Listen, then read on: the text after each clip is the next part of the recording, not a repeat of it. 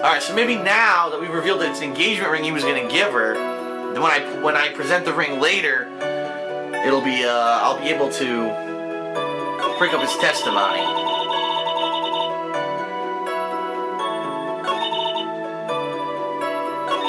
Okay, now I can probably do this. I'm gonna press on this first. He says he still has it. Oh, it's the same thing from before. Alright, let me go to the end. Now I'm gonna... Alright, now I'm gonna present the ring and see what happens. Oh, I don't want to do that. Press. Fuck. Son of a bitch. Alright. Alright, now it's working. Hear how the music stopped? I had to get out of him that it was a ring first, even though we all knew that. That's stupid. Alright, Trillo, you mind if I show you something? What is it? What are you talking about? Uh-oh. Looks like they're gonna double team me now. Do you recognize this ring? Ah, that's mine. Give it back. Thief. Didn't you just testify about this very object? I believe you said, in the end, I wasn't able to give it to her, so I still got it in my pocket. Why, then, do I have it right here? Rubble, that puppet fucking exploded! That was great, Rubble! What's going on here? That's... Ben, say something! Hey, don't put me on the spot like that, Trillo. I found this in Money's room. Money's room? In the room they put money like a bank vault? That filthy monkey is gonna get what's coming to him. Mr. Quist, I would prefer if you avoided slandering innocent fiats in my court. Well, Your Honor, Money is really a monkey, in every sense of the word. Ah, I see. Well then.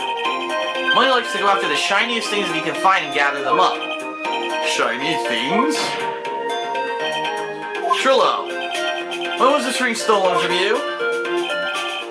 Well, I suppose it was that time, you know, that night, the night of the crime. What did you just say? Details, I need more details. Well, it was stolen right after Max showed up in the plaza. Right about when you saw the defendant walk past, correct? Well, I guess you might be able to say that. The ring might have, well, it could have been taken around that time. What the flip? Oh, yeah, whoa!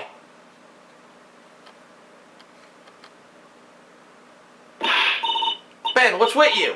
Oh, whatever. There's nothing to do with anything, especially not who committed the murder.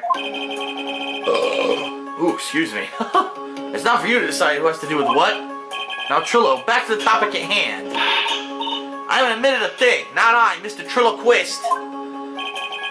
What did you do when the ring was taken, Trillo? You know exactly what I did. I chased after that ring snatching monkey Money.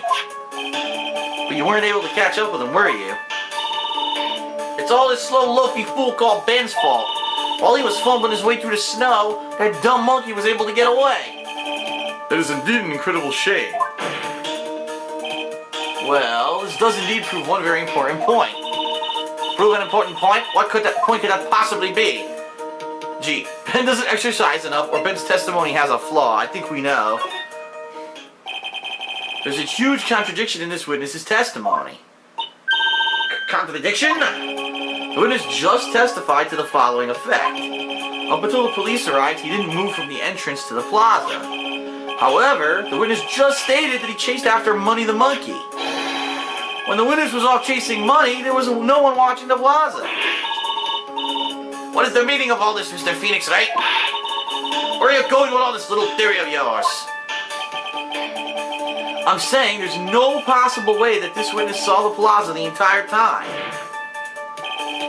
That's where I'm going with this little theory, which leads me to my next point. It is entirely possible that someone other than the defendant was at the scene. Rubble! What fucking monkey business is this? Well then, tell me this, Phoenix Wright. Do you have any proof that something slipped past the vigilant ventriloquist? Well, he obviously didn't see the victim, the ringmaster, arrive on the scene. However, that doesn't change the fact that he saw the defendant arrive. The witness is lying. He's blinded by his rivalry with Max. Well, the defense's argument does hold water. This witness does have a history of animosity towards the defendant. What? How dare you? I wouldn't lie just to get that dog face in trouble. He's not even worth it. I saw him, no doubt about it. I saw that worthless liar. Well, just for clarity's sake, let's flesh out exactly who you saw on that night. Ha! I told you so many times that you think you know what story... You think you know my story's not changing. You already changed your story, stick boy, and I'm sure you'll change some more. Where there's one lie, there's usually many more behind it. Exactly, Maya. That's why we have to keep after him. Yeah. Oh my god, again. This is crazy testimony.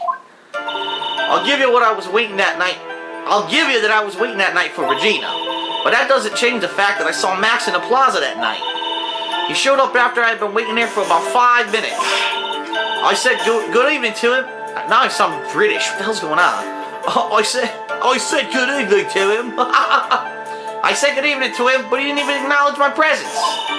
I'm absolutely sure it was him. I saw Maximilian Galactica at the scene. There's no way I could mistake someone wearing those 3 ridiculous symbols. Ugh. So that means that Money didn't show up until after you saw Max? That's right. Money ran up less than a minute after I saw Max. Then Money snatched the ring and you went chasing after him? How long was it until you came back to where you were waiting? Well, let's see. I'd say about, suppose 5 minutes, I think. So the victim could have arrived on the scene in that 5-minute stretch. Mr. Wright, please proceed with your cross-examination.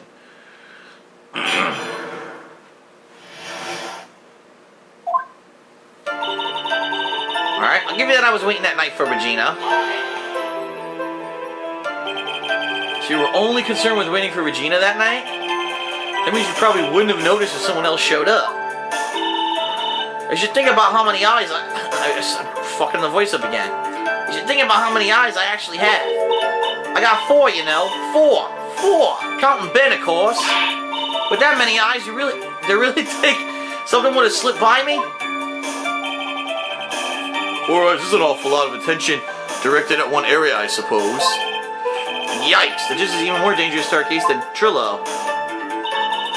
But that doesn't change the fact I saw Max in the plaza that night. Blah. So you saw Max coming out of the big top that night? Of course that's where I saw him coming from. I was staring at the entrance to the tent the entire time. I guess that makes sense, especially since he was waiting for Regina. He showed up after I'd been waiting there for about 5 minutes.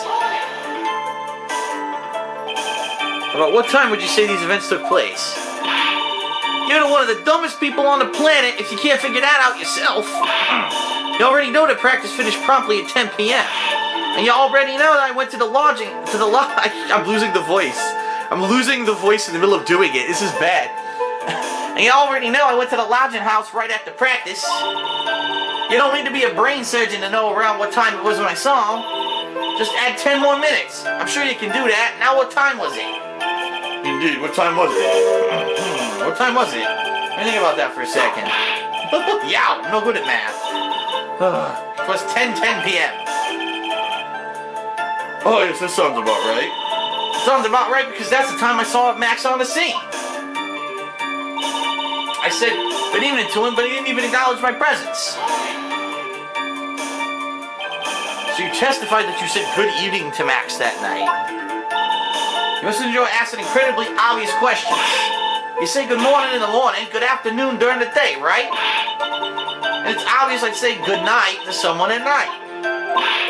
What, Ben, you got something to add? Let me guess, that's not it, Trillo. You say good evening at night.